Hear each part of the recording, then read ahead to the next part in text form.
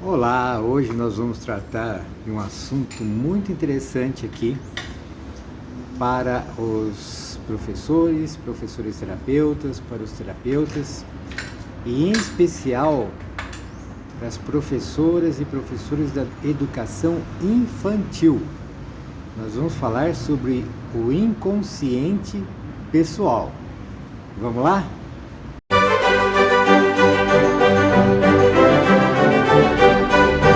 Só recapitulando a imagem, o símbolo que nós criamos para nos identificarmos, nos situarmos em relação à estrutura do indivíduo integral.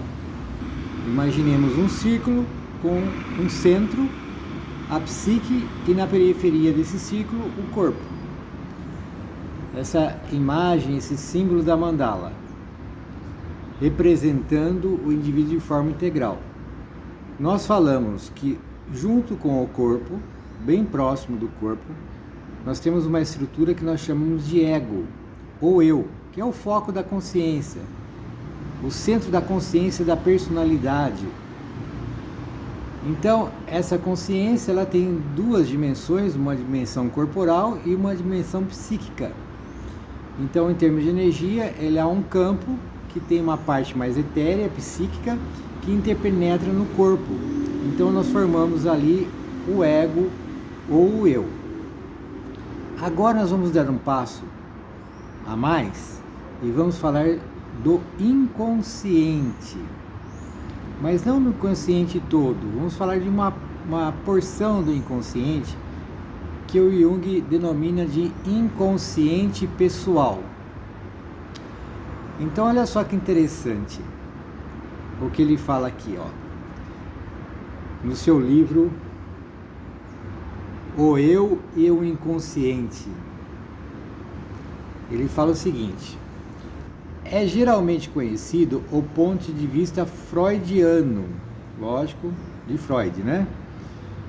É geralmente conhecido o ponto de vista freudiano, segundo o qual os conceitos do inconsciente se reduzem às tendências infantis reprimidas, devido à incompatibilidade de seu caráter.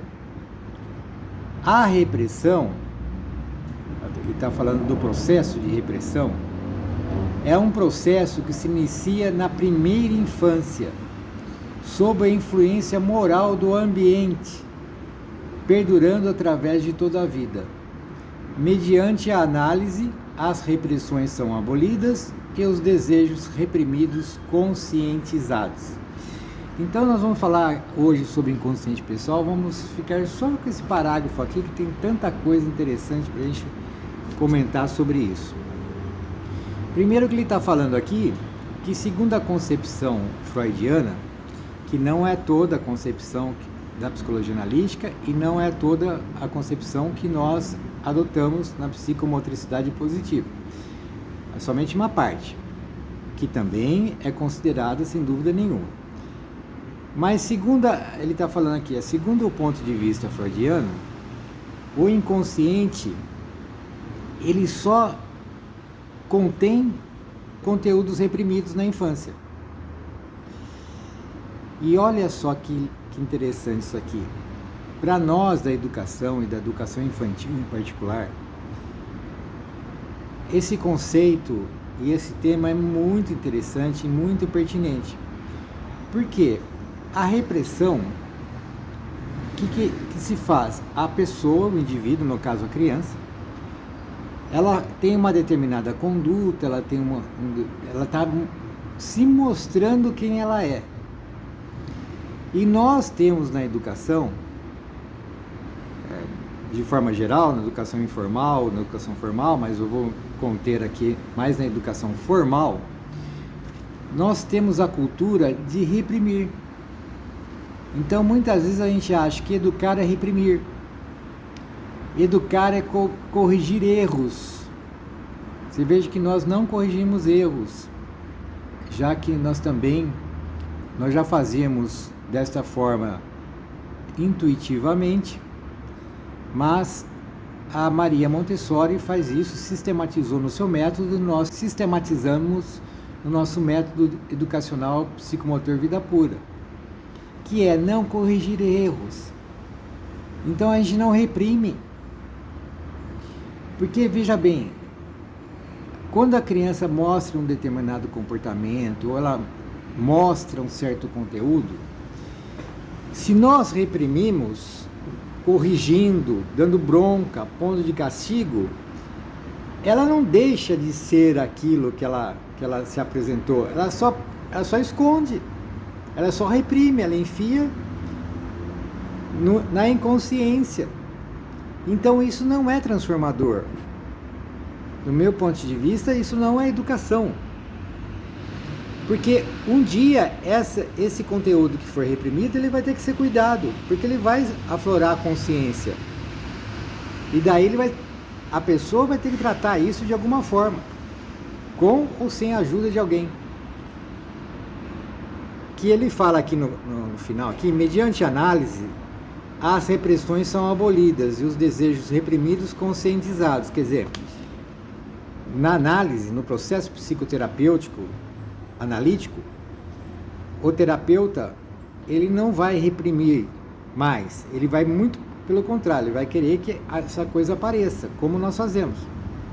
E a partir do momento que ela se apareça, ela é conscientizada, ela volta à tona, porque primeiro a criança apresentou, nós reprimimos, jogamos lá no inconsciente, não resolvemos nada, continuou lá. Vamos chamar assim, o problema, entre aspas, se for problema, ficou lá. Se não era problema, virou problema, ficou lá reprimido. Uma hora ele vem para a consciência. Para a gente fazer uma analogia, assim, uma metáfora, vamos imaginar que a gente está varrendo uma sala. Então a professora vai lá, da educação infantil, varre a sala. Daí faz um montinho de sujeira, vai, que ela recolheu ali, tem um pouco de pó, um pouco de papel, sei lá, alguma coisa ali. O que ela faz com esse material aí? Ela pega, ergue o tapete e joga debaixo do tapete. E tampou. O fato da gente não estar vendo mais o que foi recolhido não significa que ele deixou de existir. Isso seria uma outra forma de falar do processo de repressão. Porque quando a criança apresenta um comportamento e nós reprimimos, nós jogamos para debaixo do tapete. Então, entre aspas, nós resolvemos o problema da professora, da escola, não da criança. Nós arrumamos um problema para a criança, porque aquilo ali, em algum momento, ela vai ter que vir à tona e ela vai ter que reelaborar isso. Agora, se na educação infantil, quando aflora esses conteúdos, em vez de a gente reprimir, a gente tratar dele, cuidar dele, educar a criança, educar aquele conteúdo. O que seria educar aí? Fazer com que a própria criança olhe para aquilo que ela está apresentando, para que ela transforme aquilo, e daí ela não vai reprimir nada, ela vai transformar. Então, aí ela vai ter resolvido aquilo que aflorou. De repente é um traço de personalidade, de repente é um outro conteúdo que nem é dela, pode ser um conteúdo que seja dos pais, que ela captou daquela atmosfera psíquica familiar e está apresentando ali. Mas se nós reprimimos, agora nós contribuímos para que alguma coisa tenha que ficar ali na pendência para ser tratado em algum momento. Então isso é muito bacana para a gente estar conversando aqui, porque o que eu percebo, assim, na minha percepção, e daí eu estou colocando em pauta, a minha percepção pode estar equivocada, mas a minha percepção é que a professora de educação infantil, professor de educação infantil, olha, eu sou professor de educação infantil, hein? Muitas vezes a gente pega reprimindo, a gente resolve o nosso problema, e não da criança, a gente arruma um problema para a criança. Agora, se nós soubermos desse processo que nós estamos comentando aqui, talvez mude, talvez a gente aproveite esse conhecimento e comece com um olhar diferente. Então, quando a criança apresenta um comportamento que a gente vai corrigir, a gente observa e vamos fazer assim, vamos trabalhar aquilo para que aquilo não, que a criança o transforme. De repente, se for um comportamento agressivo, ela transforma aquela agressividade que vem de algum lugar do seu inconsciente, para que, resolvendo aquilo, a gente já não tenha mais problemas de agressividade. É isso que acontece com o nosso trabalho. Tem muitas formas. Por exemplo, nós sublimamos comportamentos agressivos chutando bola, por exemplo. Deixa chutar. Chuta lá. Pode colocar violência na bola, chuta com força, né? E daí a criança vai trabalhando com o seu amparo ali, com o professor terapeuta ao lado, apoiando ela. Muitas vezes falando alguma coisa quando tem o time certo, muitas vezes não falando nada. Mas a gente acaba trabalhando isso, que dentro de um contexto a criança acaba resolvendo esse problema. Então, é possível se fazer, mas a nossa cultura de corrigir erros, nós acabamos reprimindo.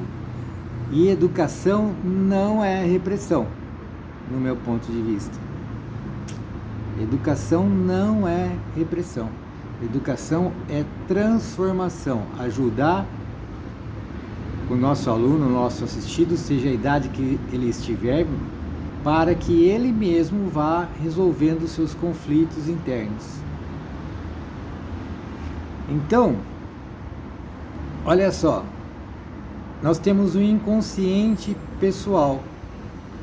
Esse inconsciente pessoal, nós vamos registrando muitas coisas da vida do próprio indivíduo.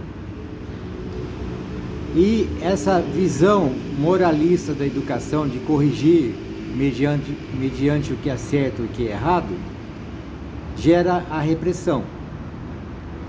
E depois nós vamos ter que tratar disso em algum momento, futuramente na vida desse indivíduo, que naquele momento é uma criança.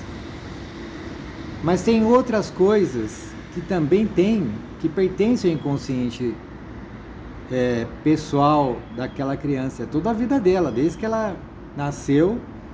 Aliás, até antes dela nascer, ela já está absorvendo um monte de experiências que estão sendo arquivadas no seu inconsciente pessoal, que já fazem parte da experiência dela. Nós estamos falando aqui de um aspecto que o inconsciente teria, que seria os arquivos reprimidos, os conteúdos reprimidos, aquelas vivências que foram reprimidas pela sociedade, pela cultura vigente, pela moral da época. Eles são reprimidos e não educados. Isso não só pelo professor de educação infantil, mas pelos pais, por todo mundo. Então, no inconsciente pessoal, um dos conteúdos que nós temos nele são os conteúdos reprimidos, mas não são só esses, tem outros. Tem, por exemplo, os conteúdos subliminares, mas isso nós vamos falar aí mais para frente, no próximo Papo Psicomotor. Espero que você tenha gostado, fique com Deus, até mais, tchau, tchau. Agora quero saber de você, quais foram as suas conclusões e reflexões? Deixe a sua resposta aqui nos comentários. Se você gostou do vídeo, dê seu like, compartilhe nas suas redes sociais e não se esqueça de visitar o nosso site psicomotricidadepositiva.com.br e conhecer o nosso curso Como Prescrever Atividades Psicomotoras. Por enquanto é só, ficamos por aqui, muito obrigado.